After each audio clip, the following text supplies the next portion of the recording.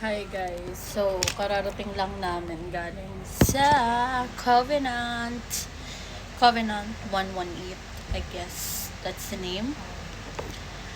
Galing kasi kami ng office works kasi may pinaprint kami. So kapag wala kang printer, talagang pupunta ka dun sa office works. And then samahan nyo muna akong mag dito. Paganda guys. Paganda. Hindi skincare to guys. Brilliant. Walang iba kundi brilliant. Mechaniman. So ayun nga. Galing nga kami doon sa Covenant. Ang sarap ng halo-halo nila. Try nyo yan. Dito lang kami sa may South Australia.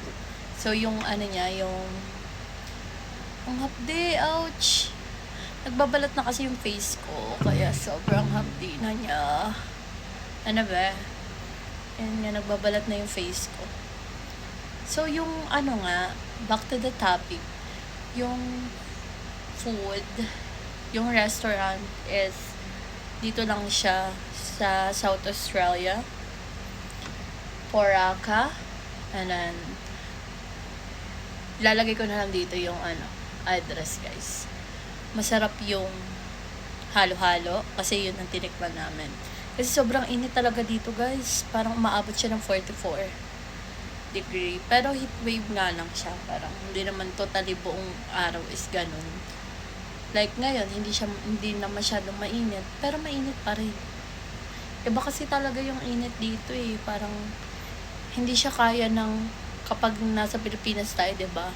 Kapag may puno doon, sumilong ka lang sa puno, parang yung hangin or yung init kahit paano mapapawi. Pero pag dito guys, wala eh, parang hindi mapawi kasi sobrang init niya, yung niya, yung mismong singaw, ang init, grabe.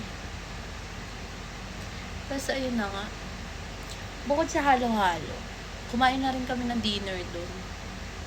Ang dinner na kinain namin is, yung ulam namin is bangus. Siyempre, may rice. Filipino restaurant, guys. Ano ba? Tapos, siyempre, sairin natin, guys. Sayang.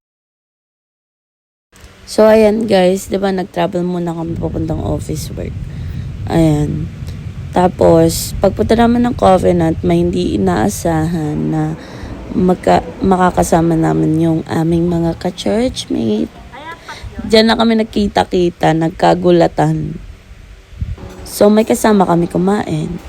Yun lang guys. Thank you for watching.